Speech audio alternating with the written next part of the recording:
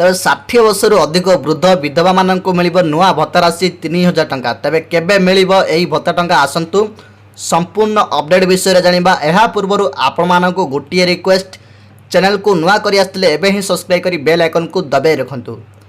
तेज दर्शक बंधु सबु अपेक्षार अंत खूब शीघ्र घटिबाकु जाउची। एथर वृद्ध विधवा एवं दिव्यांग माने पाइबे 3000 टंका भत्ता राशि। आगरु बीजेपी सरकार जहाँ प्रतिश्रुति देइतिले कि जो माने 60 वर्षरु अधिक होउचंती सेमानंकु 3000 टंका भत्ता राशि दिया जिवो, किंतु ताहा होई पारि नथिला। किछि कारण जोगु अटकी जाइतिला 3000 टंका भत्ता राशि। तेज खूब शीघ्र यही दिन मिलवाकु जाउची 3000 टंका भत्ता राशि।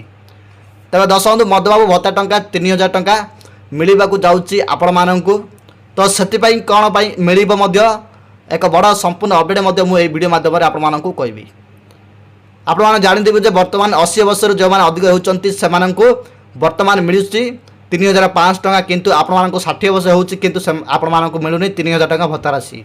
किंतु एही भत्ता राशि काहेकि स्थगित करा जायछि ए पर्यंत से नहीं एक बड़ अपडेट मध्य आसीची। तबे खूब शीघ्र आपण मानंकु आसंता मासरे मिलिबाकु जाउची नुआ भत्ता राशि। जेहेतु आगकु आसुची पंचायत इलेक्शन आउ एहाकु तांकर लक्ष्य थिला जे से माने पंचायत इलेक्शन पूर्वरु समस्त को भत्ता राशि 3000 टंका दिया जिवो, काहेकि ना सेमानकर जहा फल फायदा हबो और सेति पई से माने या स्थगित करी रखिथिले। तो सेति पई आपण मानकु कहि रखुछु कि जे कौनसी समय रे भी आपण मानकु 3000 टंका भत्ता राशि दिया जाई पारे।